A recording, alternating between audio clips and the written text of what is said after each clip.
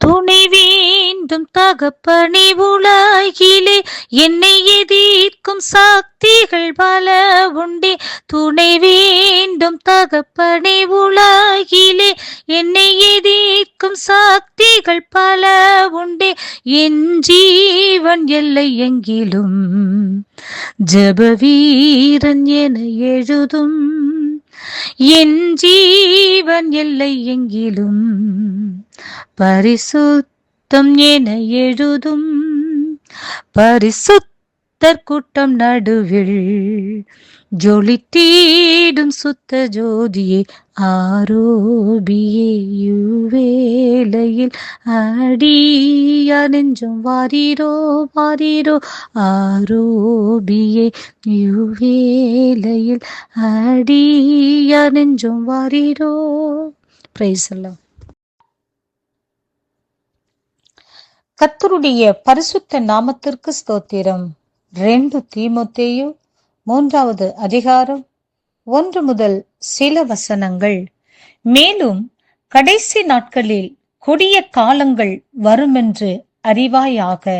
எப்படியெனில் மனுஷர்கள் தற்பிரியராயும் பணப்பிரியராயும் வீம்புக்காரராயும் அகந்தை உள்ளவர்களாயும் தூஷிக்கிறவர்களாயும் தாய் தகப்பன்மாருக்கு கீழ்ப்படியாதவர்களாயும் நன்றி அறியாதவர்களாயும் பரிசுத்தமில்லாதவர்களாயும் சுபாவ அன்பில்லாதவர்களாயும் இணங்காதவர்களாயும் அவதூறு செய்கிறவர்களாயும் இச்சை அடக்கம் இல்லாதவர்களாயும் கொடுமை உள்ளவர்களாயும் நல்லோரை பகைக்கிறவர்களாயும் துரோகிகளாகியும் துணிகரம் உள்ளவர்களாயும் இருமாப்புள்ளவர்களாயும் தேவ பிரியராயிராமல் சுகபோக பிரியராயும் தேவ பக்தியின் வேஷத்தை தரித்து அதன் பலனை மறுதலிக்கிறவர்களாயும் இருப்பார்கள். இப்படிப்பட்டவர்களை நீ விட்டு விலகு. ஆம் பிரியமானவர்களே, இப்படிப்பட்ட சுபாவமுள்ள ஆவிகள் இந்த உலகத்தில் பல ஆவிகள் கிரியை செய்து கொண்டிருக்கிறபடினாலே இப்படிப்பட்ட ஆவிகளை நாம் எதிர்த்து போராடி ஜெபித்து அவர்களை மேற்கொண்டு அவைகளை விட்டு நாம் விலகி நிற்க வேண்டும் என்று, விலகி ஓட வேண்டும் என்று கர்த்தர் விரும்புகின்றார். ஆம் பிரியமானவர்களே, நாம் உலகத்தில் இப்படிப்பட்ட ஆவிகளோடு கூட தான் ஒவ்வொரு நாளும் நாம் போராடி கொண்டிருக்கின்றோம்.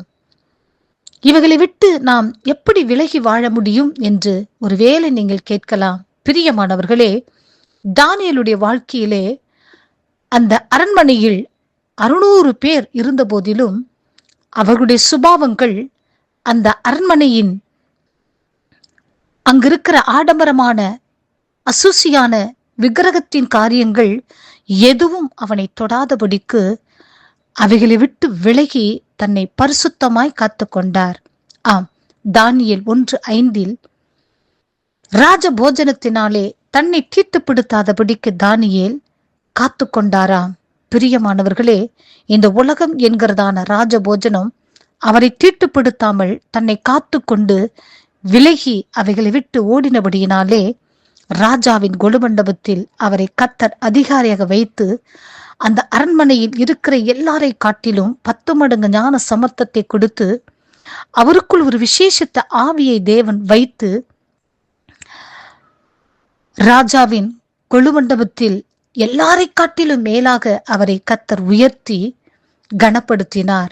ஆம் பிரியமானவர்களே, உங்களையும் தேவன் கனப்படுத்தி கர்த்தர் எல்லா இடத்திலேயும் உங்கள் தலையை நிமிர பண்ண வேண்டும் என்று சொன்னால், நீங்களும் இப்படிப்பட்ட ஆவிகளை எதிர்த்து போராடி ஜெபித்து இந்த ஆவிகள் நம் தேசத்தையும் நம் குடும்பத்தையும் நம் பிள்ளைகளையும் நம்மையும் தாக்காதபடிக்கு ஒவ்வொரு நாளும் நாம் தேவ சமூகத்தில் போராடி ஜெபிப்போம். தேவன் கொடுக்கிறதான மகா பெரிய ஆசீர்வாதத்தை பெற்றுக்கொள்வோம். பரலோக ராஜ்யத்திற்கு பங்காளிகளாக மாறுவோம். கர்த்தர் இந்த வார்த்தையை ஆசீர்வதிப்பாராக. ஆமேன்.